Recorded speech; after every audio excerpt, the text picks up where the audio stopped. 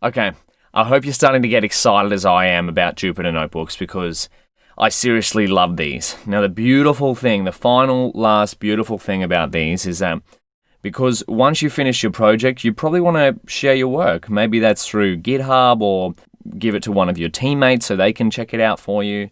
Now, Jupyter Notebooks makes that a breeze. What you might have seen is throughout past few lectures is this auto-saved indicator here. But if we wanted to generate that normally, if we wanted to save our work, say we're finished for the day, and when we want to save it, shut up shop, and come back, get ready for tomorrow, we can go save here. Now it's going to automatically save it.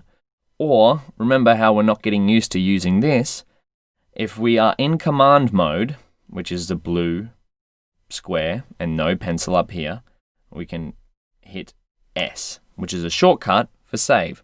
Otherwise, at any time that you want, you can also hit Command S if you're on a Mac, or Control S if you're on Windows or something like that. It's a good habit to get into if you're continually hitting Command S or save or just clicking this, but again, remember you want to focus on using the keyboard because saving your work often will prevent you having to redo things if for some reason you end up losing something.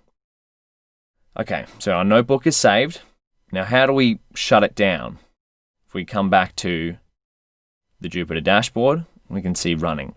Now, you've got this shutdown button here, but usually you probably won't use that. So to shut our notebook down, we're going to go into Terminal.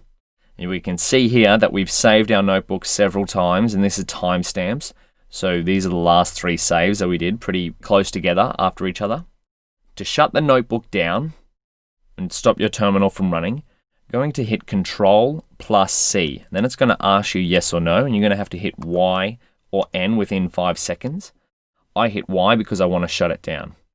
And that's what you'll see here, shutting down one kernel. Let's go back here. Go Files, Running. Maybe we have to refresh this or close this. Sometimes the Jupyter dashboard won't update because we've closed the connection in our terminal, but that's fine. We can X out of this. So now our Jupyter notebook is no longer running. It is saved in our sample project folder. We come back here, ML course, sample project.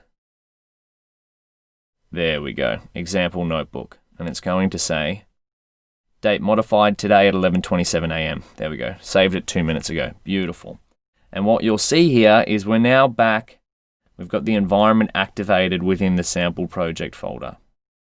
So what happens if we wanted to completely get out of the environment as well, like conda deactivate? Maybe you want to activate another environment to work on another project. So to get out of your current environment, you can type in conda deactivate. That's going to take you back to base, the default environment, but we're still within the sample project folder. So if we came back tomorrow, let's exit out of everything that we have open actually, so we can see what it's like to come back completely from scratch, because this is what you'll want to be doing. Remember, this is what we've set up. We've got our project folder. You've seen some data being imported into the workspace's Jupyter Notebook, and you've seen a little highlight of using some tools within your environment. So let's reactivate this whole setup again. Terminal. We're going to increase the size. See how I have base activated by default. I'm going to change into my sample project folder. So desktop, mine stored on my desktop under ML course. Yours might be different, remember. Now I'm within the sample project folder. If I hit LS, I can see the image that we uploaded. I can see my environment. I can see my notebook, and I can see the data there, heartdisease.csv. So if we wanted to access a notebook, let's enter Jupyter Notebook. Command not found. Take a second to think about why that command might not work. If you'd guessed that we didn't have our environment activated, that's correct. But that's all right if you didn't, because it took me ages to get used to this kind of workflow. But I want to show you it. So conda activate, not activation, conda activate. We're going to reactivate our environment. Users, is it users, Daniel? Desktop / ML course / sample project. /env. There we go. We notice that base has changed to this.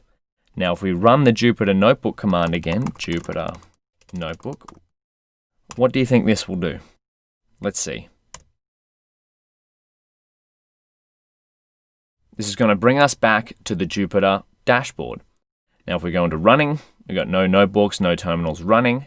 We notice that our terminal has changed again to this funky looking code. All it's saying is we've got a Jupyter Notebook server running on localhost 888, which is the same as here, quad 8, not 888. And we have our notebook here. To start it up, you can click on it, and we come back.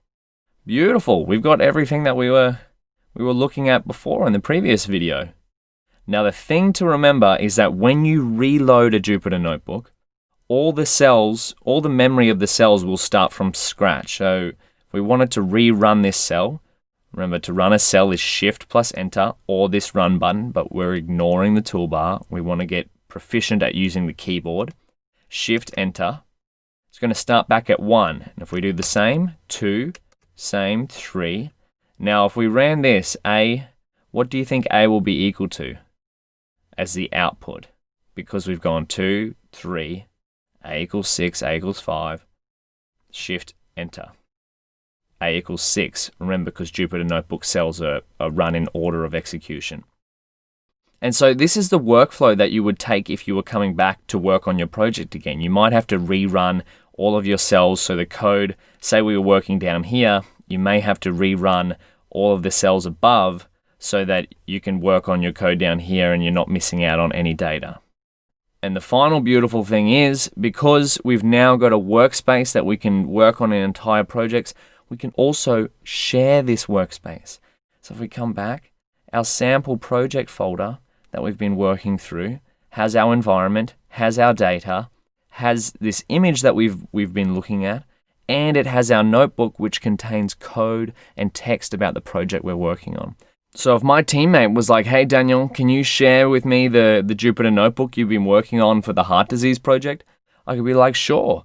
I could send them this, and then they could, if they've got this exact same setup on their computer, they could start up an environment, import the data, work through the 6-step ML framework, and then run the code and read my descriptions throughout my Jupyter Notebook. So that is the beautiful thing about Jupyter Notebooks. They're kind of like the all-in-one workspace for data science and machine learning projects. So in the next few lectures or in the next few lessons and projects, we're going to really dig into this little framework here, at the same time at working out how to apply different data science and machine learning tools, such as these, within our Jupyter Notebook.